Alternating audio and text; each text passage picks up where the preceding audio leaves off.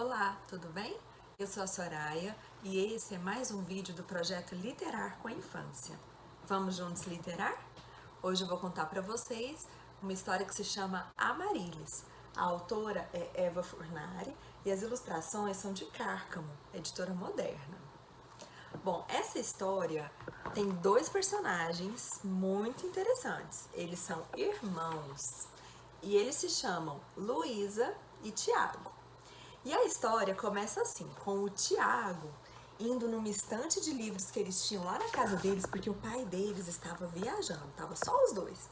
E aí ele ia lá na estante na casa dele, passava a mão assim nos livros e sentia se o livro era grosso, se o livro era fino, se era alto, se era mais baixinho. Então ele escolhia um livro e entregava para a Luísa.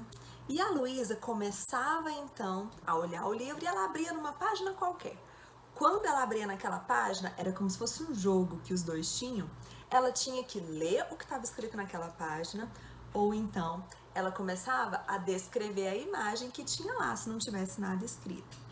Nesse dia, o Tiago escolheu um livro, entregou para a Luísa e quando a Luísa abriu, era um livro sobre flores, tinha uma imagem lá. Então a Luísa ficou pensando um pouco no que ela ia falar. E ela falou pro Tiago, é a fotografia de uma planta. As folhas são lisas e compridas, saem da parte de baixo e depois caem para os lados. Aí de repente, do meio delas, sai um caule reto, bem reto, que vai para cima todo esticado. O Tiago perguntou, esticado assim, igual as cordas do meu violino? Ela respondeu, mas não tão fino. É grosso como a bengala da vovó? O Tiago perguntou. Só que mais curto, ela respondeu. Ele é mais frio do que quente e dá a impressão de ser oco por dentro.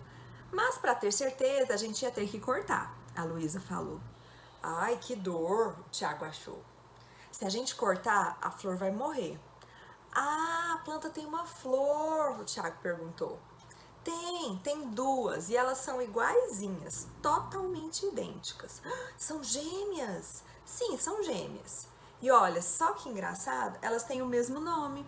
Uma se chama Amarílis e a outra também. Isso deve dar uma confusão na casa delas, o Tiago pensou. Estou vendo que uma sai para um lado e a outra sai para o outro, falou a Luísa. Uma de costas para a outra? Será que elas estão de mal, Lu? O Tiago perguntou para a Luísa. A Luísa ficou calada por um tempo, pensando o que ela ia responder. Então ela começou a criar uma história e ela falou assim: não, elas não estão de mal. A verdade é bem pior do que isso. É que elas não conseguem se olhar. Elas não conseguem se olhar? Mas por quê? O que aconteceu? E aí a Luísa falou assim, bom, eu preciso te explicar. Primeiro, elas são flores especiais. São flores princesas do reino das flores belas. Segundo, elas perderam a mãe quando elas eram pequenas. E aí, o pai delas, o rei Floresbongo, se casou com uma mulher bem malvada. O nome dela era Malvona. E as Amarílis tinham um pouco de medo dela, porque ela era assim grandalhona, comprida e tinha até umas antenas compridas com poeirinhas ardidas na ponta que davam alergia nas princesas. As flores até espirravam por causa da alergia. Além disso, as pétalas da Malvona eram grossas e ásperas e cheiravam a panela queimada. O caule era cheio de espinhos e as folhas, imaginem só, dava até choque. E o Tiago até arrepiou de pensar como é que a Malvona parecia assim tão má. Mas a Luísa continuou contando a história e ela falou assim que quando as flores gêmeas tinham 7 anos, teve uma grande festa no castelo. Quem tinha dado a festa era o pai delas. Mas aí, como a Malvona era muito má, mais tarde, no fim da festa, quando estava todo mundo dormindo, ela foi lá no quarto das Amarílis e ela fez um feitiço. Ela espalhou um pó mágico e zaczum, enfeitiçou as princesas. Então, que aconteceu? As Amarílis não podiam mais ficar olhando uma para a outra. O feitiço deixou elas voltadas uma para um lado, outra para o outro lado. Mas mesmo assim, elas continuavam amigas e elas conversavam bastante e elas riam muito, porque elas se gostavam muito, elas eram irmãs que se gostavam muito. Então, o rei Floresbongo, desesperado, porque depois disso, a rainha malvada, vendo que as Amarílis continuavam conversando, colocou mais força no feitiço e fez com que elas não pudessem mais falar. Elas agora, além de ficarem cada uma olhando para um lado, eram mudas. Isso a Luísa estava inventando a história para o Tiago, né? Então aconteceu que o rei Floresbongo ficou muito desesperado e mandou chamar o tataravô das princesas para que ele então resolvesse aquele problema. O tataravô chegou, desfez o feitiço e aconteceu que agora as Amarílis podiam voltar a se falar, podiam voltar a sorrir. E eles descobriram que tudo tinha sido feito, todo aquele feitiço tinha sido feito pela Malvona, aquela maldosa que tinha enfeitiçado as Amarílis. Então, para terminar com aquele feitiço, sabe o que aconteceu?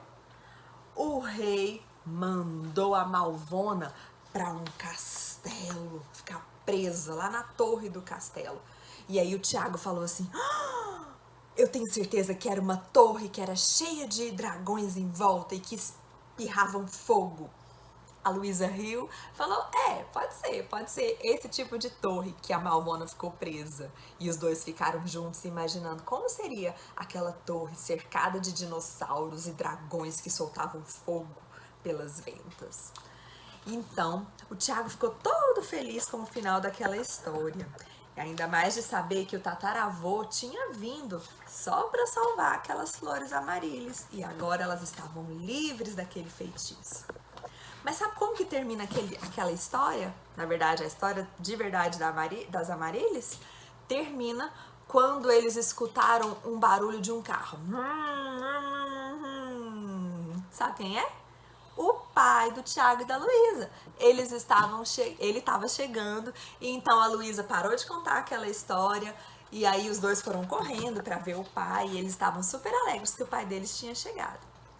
No final, a história do livro ensina que o Tiago, na verdade, não enxergava. Então a irmã dele, a Luísa, tinha toda a paciência para ficar escolhendo histórias e até mesmo inventando histórias para o Tiago. É uma história bem legal desse livro que nos mostra como que a gente também pode ser olhos para quem não enxerga, ou mesmo fazer leitura para quem ainda não lê. Então fica o meu convite para você fazer como a Luísa fazia para o Tiago. Você conhece alguém que não consegue enxergar e que você pode ser os olhos para essa pessoa? Ou talvez você conhece alguém que ainda não sabe ler e você pode ler para ele? Vamos juntos literar? Seja os olhos para alguém, você também. Um abraço, até a próxima!